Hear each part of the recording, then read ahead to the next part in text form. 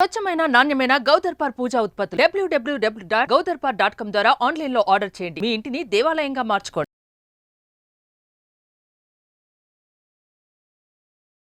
నమస్కారం, నేను మీ జాహ్నవి. మనతో ఉన్నారు ప్రముఖ జ్యోతిష్య వాస్తు పండితులు, ప్రముఖ ఆధ్యాత్మికవేత్త, అగ్ని ఉపాసకులు, భారతీ శంకరపీఠ వ్యవస్థాపకులు, వేద స్మార్త జ్యోతిష్య ఆగమ ధర్మశాస్త్ర ప్రతిష్టాంత పండిత వర్యులు బ్రహ్మశ్రీ అన్నవరపు తిరుపతి మూర్తి అవధాని గురువు గారు.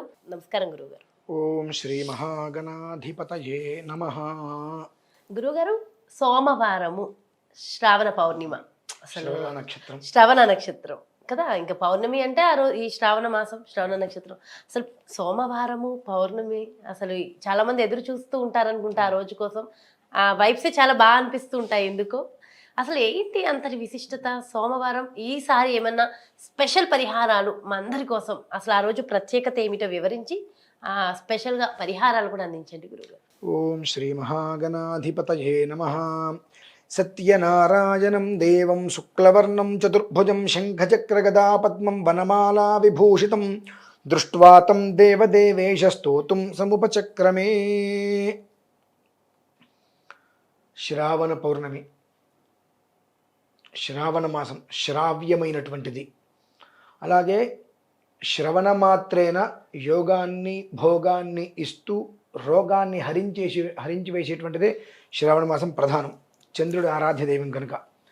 అందులోనూ శ్రావణ పౌర్ణమి అంటే శ్రవణ నక్షత్రంతో కూడొచ్చినటువంటిది. రోహిణి హస్తాశ్రవణం చంద్ర నక్షత్రాలు చాలా చంద్రుడికి ప్రీతికరమైనటువంటిది.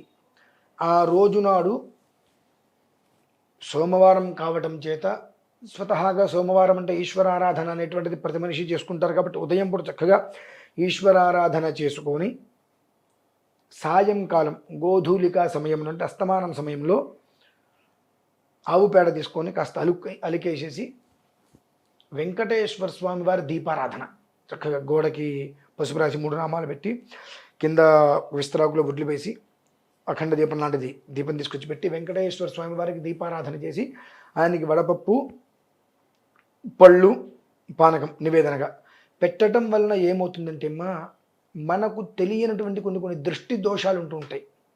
ఆ దోషాలు ఆ జ్యోతి వెలుగుతున్నంతసేపు అందులో నుంచి వచ్చే భస్మం ఏదైతే కనుక ఆ వత్తి మాడిపోతూ వస్తుందో ఆ దాంతో ఈ దోషాలన్నీ కూడా నిర్వీర్యమైపోతాయి. ఆ వెంకటేశ్వర స్వామి వారికి దీపారాధన పెట్టిన తర్వాత ఏమాత్రం అవకాశం ఉన్నా వీలు చేసుకుని చక్కగా సాంగ సపరివార రమా సహిత సత్యనారాయణ స్వామి వారి వ్రతం చేసుకోవడం అనేటువంటిది పూర్ణదాయకమైన ఫలం.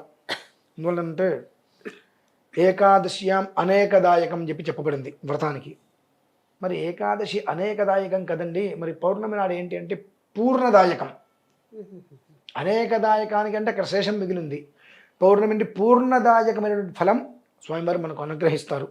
కనుక జీవితంలో ఉన్నత స్థానాన్ని కోరేటువంటి వారు, కుటుంబం సంతోషంగా నడవాలి అనుకునే ప్రతి ఒక్కరూ కూడా, అంటే ప్రతి ఒక్కరికి అవసరమైందే అనుకున్న ప్రతి ఒక్కరూ కూడా ఆ రోజునాడు ఉదయం ఈశ్వరాభిషేకం చేసుకొని చక్కగా సాయంకాలం గోధూలికా సమయమునందు వెంకటేశ్వర స్వామి వారి దీపారాధన చేసుకొని సాంగ సపరివార శ్రీరమా సహిత సత్యనారాయణ స్వామి వారి యొక్క వ్రతాన్ని చేసుకొని చక్కగా 5 కథలు విని బంధుమిత్రులతో కలిసి భోజనం చేసి రాత్రి తెల్లవారులు, ఇదైతే ఎవరికి ఇష్టం ఉండదు, రాత్రి తెల్లవారులు స్వామివారి నామాన్ని జపిస్తూ జాగరణ చేయడం శ్రేయోదాయకం. సినిమాలు చూడకూడదంటారా జాగరణ సమయంలో? ఇక ఈ సినిమాలు చూడకూడదంటారా అంటే ఇంకెందుకమ్మా పూజలు చేసుకోవటము అంటే అలానే కదా నేను అనేది.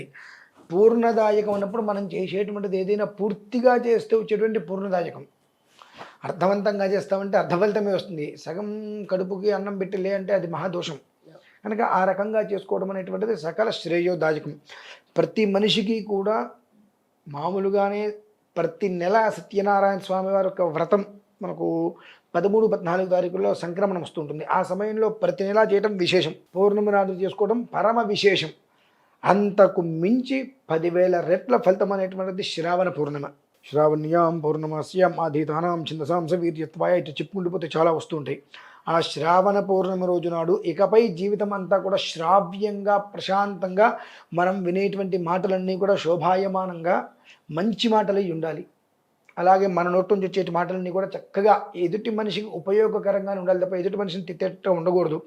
ఒకవేళ ఏదైనా గబిక్కిన చిరాకుతోటో కోపంతో ఒక మాట ఒక మనిషిని అన్నా అవతలి వ్యక్తి దాన్ని సీరియస్గా తీసుకొని మన మీద ఇబ్బందిగా ముందుకు రాకుండా దూషణలు చేయకుండా సామరస్యంగా వెళ్ళిపోవాలి అనుకున్న వారు మాత్రం ఖచ్చితంగా శ్రావణ పౌర్ణమి రోజు నాడు వెంకటేశ్వర స్వామి వారికి చక్కగా చెప్పండి. వృషశైలాధిప ఏవ దైవతన్నః వృషభాద్రీశ్వర ఏవ దైవతన్నః ఫణిశైలాధిప ఏవ దైవతన్నః భగవాన్ వెంకట ఏవ దైవతన్నః అని ఎంతో చక్కగా శ్రావ్యంగా చెప్పబడి ఉన్నది. ఆ రకంగా మన జీవితం అంతయు కూడా ఆ రోజు మొదలుకొని శ్రావ్యంగా శోభాయమానంగా నడవాలనుకున్న ప్రతి ఒక్కరూ కూడా చక్కగా ఆ ఒక్క సాంగ సుపరివార రమా సహిత సత్యనారాయణ స్వామి వారి యొక్క వ్రతాన్ని దాన్ని ఆమూలాగ్రంగా చేసినట్లయితే 3 నుంచి 3.5 గంటల సమయం పడుతుంది. నాకేదో ఒక అరగంటలో నేను పూర్తి చేసుకుంటాను అంటే గంటలో నాకు పూర్తి కావాలనేటువంటిది సగం పనులు చేయవద్దు. ఆమూలాగ్రంగా చక్కగా ఆ వ్రతాన్ని పూర్తి చేసుకొని బంధుమిత్రులతో కలిసి భోజనం చేసి ఆ స్వామివారి నామాన్ని జపిస్తూ తెల్లవారులు ఉండే ప్రయత్నం చేయండి. కనీస మాత్రంగా 12:30 దాటే వరకైనా సరే ఉండగలిగితే 3వ జాము వస్తుంది కాబట్టి ఆ ఫలితం లభ్యమవుతుంది. ఎందుకంటే మన సెకండ్ షో సినిమాకి వెళ్ళామనుకోండి, ఏముంది అందులో ఈ 11 గంటలకు కూడా ఇప్పుడు ఆటలు వేస్తున్నారు. ఆ 11 గంటల ఆటకి వెళ్తే 2:30 3 అవుతుంది ఇంటికి వచ్చేటప్పటికి. అటువంటి సెకండ్ షోకి వెళ్ళామన్నట్టుగా భావించండి. ఇంట్లో స్వామివారిని తెలుసుకోండి. పొద్దున్నే మళ్ళీ సూర్యోదయాత్ పూర్వం వారికి పునఃపూజ చేసి ఆయనకు ఉద్వాసం చెప్పినట్లయితే మీరు ఏదైతే కోరిక అంటే మనస్సులో ఉండేటువంటి కోరిక బయటికి చెప్పవలసిన అవసరం లేదు. మనస్సులో ఆ కోరిక బలంగా ఉంటే చాలు. బయటికి నా కోరిక ఇదే అని చెప్పవలసిన అవసరం లేదు. ఆ బలంగా మనస్సులో ఏదైతే కోరిక ఉంటుందో ఆ కోరిక అనేటువంటిది మీరు ఊహించని రీతిలో నిర్వీర్యంగా దోషాలని పోవటమే కాకుండా ఆ కోరిక సిద్ధిస్తుందమ్మా.